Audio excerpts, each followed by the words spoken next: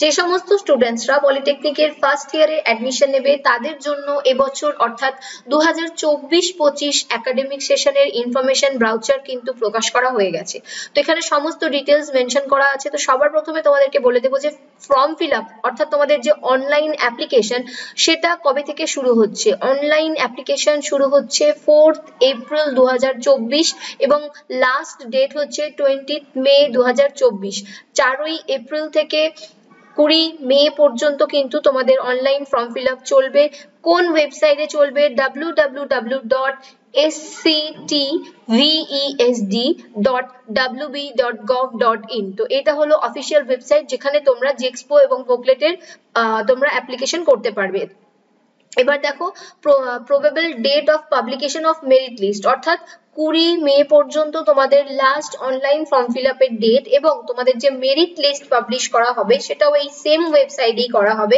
কবে করা হবে? 27শে মে। মেরিট লিস্ট তোমাদের যে মাধ্যমিকের প্রাপ্ত নম্বর সেটার উপর ভিত্তি করেই কিন্তু তোমাদের মেরিট লিস্ট এবছর প্রকাশ করা হবে। তোমাদের কিন্তু কোন রকম এন্ট্রান্স এক্সাম এবছর হচ্ছে না।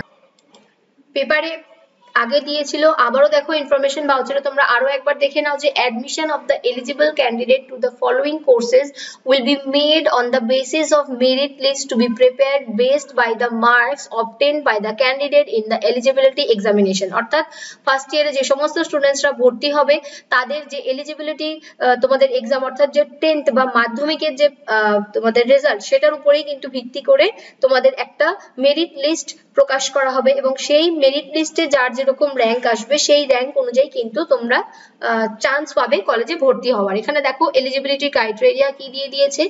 মাস্ট পাস্ট 10th অর্থাৎ তোমাদেরকে কিন্তু মাধ্যমিকে পাস হতে হবে or secondary examination of West Bengal Board of Secondary Education or its equivalent examination from any recognized board বা council এবং date of birth দেখো should not after 1072009 অর্থাৎ 2009 এর পরে যেন ডেট অফ বার্থ না হয় এবং আপার এজ লিমিট কিন্তু কিছু নেই, নো আপার এজ লিমিট। এবার এখানে দেখো candidate appearing in secondary examination of the West Bengal board অর্থাৎ যে সমস্ত স্টুডেন্টসরা এবছর অর্থাৎ 2024-এ এক্সাম দেবে মাধ্যমিক তারাও কিন্তু অ্যাপ্লাই করতে পারবে। However, submission of pass certificate mark sheet at the time of the counseling admission is a must, failing which candidate is liable to be cancelled even after merit listed। তো যে সমস্ত স্টুডেন্টসরা appearing candidate আছো অর্থাৎ যারা এবছর 2024-এ মাধ্যমিক দিচ্ছ তারাও কিন্তু ফর্ম ফিল আপ করতে পারবে এবং অ্যাপ্লিকেশন ফিস হচ্ছে 450 টাকা এবং যে সমস্ত স্টুডেন্টসদের কন্যাশ্রী আছে তাদের জন্য কিন্তু 225 টাকা। এবং এখানে ফর্ম ফিল আপ করার সময় তোমাদেরকে যেটা মনে রাখতে হবে, তোমরা যদি কোনো রকম ভাবে ভুল কোনো তথ্য দিয়ে থাকো কাউন্সিল কিন্তু তুমি যদি মেরিট লিস্টেড হও অর্থাৎ ধরে নাও তুমি একটা ভালো কলেজ এবং ট্রেড পেলে কিন্তু তুমি যখন ফর্ম ফিল আপ করেছিলে সেখানে কোনো ভুল ইনফরমেশন দিয়েছিলে সেরকম যদি হয় সেক্ষেত্রে কিন্তু তোমার অ্যাডমিশন ক্যান্সেলও করা হতে পারে। তাই জন্য যখনই ফর্ম ফিল আপ করবে খুব ভালো করে তোমাদের নামের বানান, বাবার নাম, মায়ের নাম বা গার্জিয়ানের নাম এবং ডেট অফ বার্থ এবং যে কাস্ট যেগুলো তোমরা দেবে সেগুলোতে যেন কোনো রকম ভাবে কোনো ভুল না হয়, তাতে কিন্তু তোমরাই পরবর্তীকালে সমস্যায় পড়বে এবং তোমাদেরকে ডোমিসাইল সার্টিফিকেট দিতে হবে a or be or C অর্থাৎ প্রফর্মা এ বা বি অথবা সি, এই তিনটে তোমাদের প্রফর্মা থাকে। তো এই তিনটের মধ্যে যে কোনো একটা তোমাদেরকে দিতে হবে অ্যাডমিশনের টাইমে এবং যখন তোমরা অ্যাপ্লিকেশন করবে অ্যাপ্লিকেশন করার পরে কিন্তু তোমরা সেই যে অ্যাপ্লিকেশন ফর্ম সেটা কিন্তু অবশ্যই সাবমিট করার পরে ডাউনলোড করে নিজেদের কাছে রাখবে। যে সমস্ত স্টুডেন্টসরা পিসি ক্যান্ডিডেট আছো বা ফিজিক্যালি চ্যালেঞ্জ যে সমস্ত স্টুডেন্টসরা আছো তাদের কিন্তু এক্সট্রা অ্যাডিশনালি 25টা সিট থাকবে। কোন কোন কলেজে থাকছে?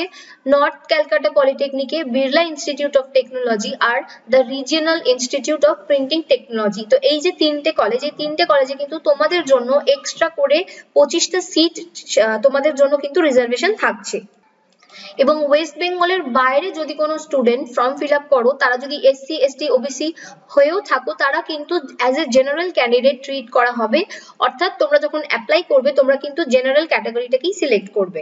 এবং যে সমস্ত স্টুডেন্টসের কন্যাশ্রী আছে তাদের জন্য কিন্তু 50% কন্যাশ্রী এনরোলার উইল গেট 50% ফেভারার, অর্থাৎ তোমাদের যে রেজিস্ট্রেশন ফিজ, সেখানে কাউন্সিলিং ফিজ, সমস্ত জায়গায় কিন্তু তোমাদের টাকাটা 50% হয়ে যাবে in the cost of admission fees, অর্থাৎ তোমাদের admission fees, registration fees, counselling fees সমস্তটাই কিন্তু 50% হয়ে যাবে। তাই যে সমস্ত স্টুডেন্টসদের কন্যাশ্রী আছে তারা কিন্তু এই যে কন্যাশ্রী সেটা কিন্তু ইয়েস করতে ভুলবে না। এবং যে সমস্ত স্টুডেন্টসরা অ্যাডমিশন নিতে চাইছো তাদের জন্য মেডিকেল ফিটনেসের জন্য বেসিক 3টে ক্রাইটেরিয়া রাখা হয়, কোনো রকম কালার ব্লাইন্ডনেস যেন না থাকে। নেক্সট হচ্ছে ফিজিক্যালি বা মেন্টালি তুমি ফিট টেকনিক্যাল পড়াশোনা করার জন্য এবং able to pursue the technical courses, অর্থাৎ তোমাদের কিন্তু একটা মেডিকেল সার্টিফিকেট বানাতে হবে যেখানে কিন্তু সিগনেচার, ডক্টরের ডেট থাকবে, সিল থাকবে এবং রেজিস্ট্রেশন নাম্বার থাকবে। তো এইটা কিন্তু বানাতে হবে তোমাদেরকে। নেক্সট চলে আসছি তোমাদের যে সিট রিজার্ভেশন, অর্থাৎ তোমরা কি রকম রিজার্ভেশনের সুবিধা পাবে। তো এসসি এসটি স্টুডেন্টসদের জন্য যেরকম ছিল, শিডিউল কাস্টদের জন্য 22% এবং শিডিউল ট্রাইবদের জন্য 6%, ফিজিক্যালি চ্যালেঞ্জদের জন্য কিন্তু 5%, ওবিসি এদের জন্য 10% এবং ওবিসি বি স্টুডেন্টসদের জন্য কিন্তু 7% রিজার্ভেশন থাকছে।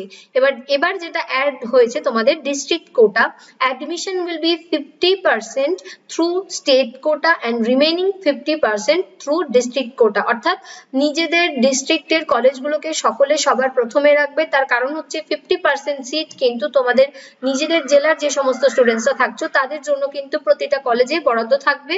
বাট এখানে দেখো কিছু কিছু ডিস্ট্রিক্ট মেনশন করে দেওয়া রয়েছে, যেমন Kolkata, south 24 Pargana, north 24 Pargana, Howrah and subdivisions namely Kollani under Nodia district and Chandanagar, Srirampur আর চিনসুরা আন্ডার হুগলি ডিস্ট্রিক্ট। তো এই যে জায়গাগুলোর নাম বললাম এই জায়গাগুলো কিন্তু ডিস্ট্রিক্ট কোটাটা থাকছে না, এই জায়গাগুলো এক্সক্লুড থাকছে।